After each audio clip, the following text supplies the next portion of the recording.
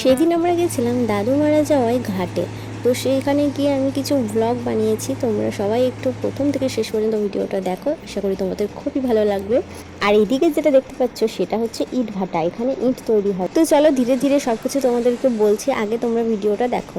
সাজটা দেখো, এই যে মোটামুটি সিম্পল সেজেছি, কারণ হচ্ছে আজ good morning, welcome back to our channel. কেমন আছো সবাই? আশা করি সবাই ভালো আছো, আমিও খুব ভালো আছি।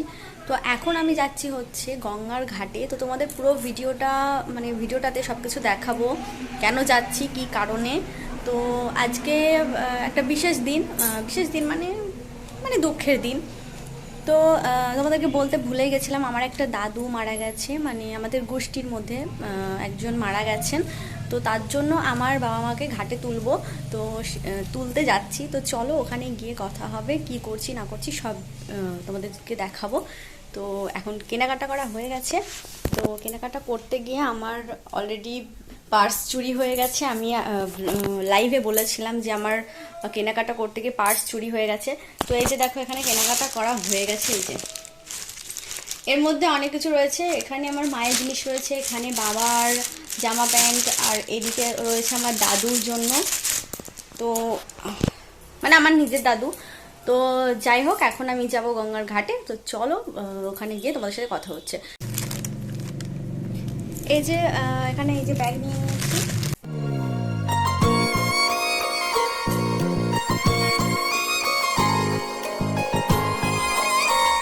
এই যে রেডি সেডি হয়ে একদম ব্লগ বানিয়ে শর্ট ভিডিও বানিয়ে বেরিয়ে পড়েছি।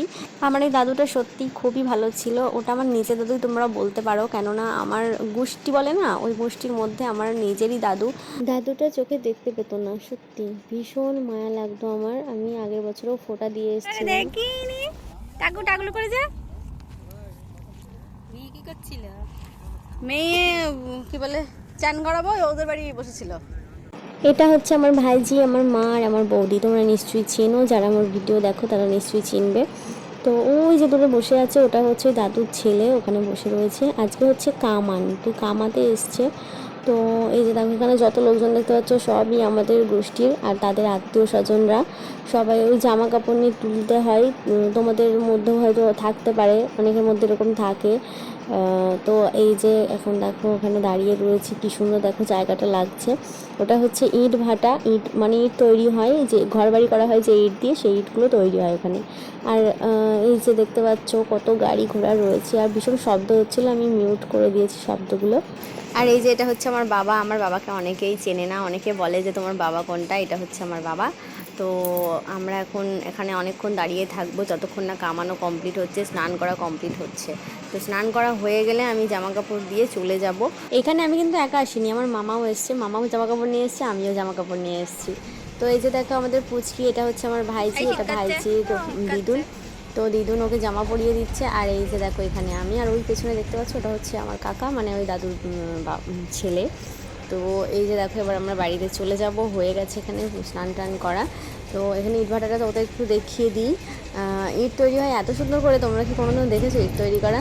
আমি কিন্তু একদিন দেখেছিলাম। সত্যি দাদুটার জন্য ভীষণ খারাপ লাগছে, যেই মানুষটা কালকে পর্যন্ত ছিল সে আজকে আর নেই, ভীষণই কষ্ট হচ্ছে। তো আজকে ভিডিও এই পর্যন্ত, নেক্সট ভিডিওতে আবার দেখা হচ্ছে, টাটা। ভিডিওটা ভালো লাগলে একটু লাইক করে দিও।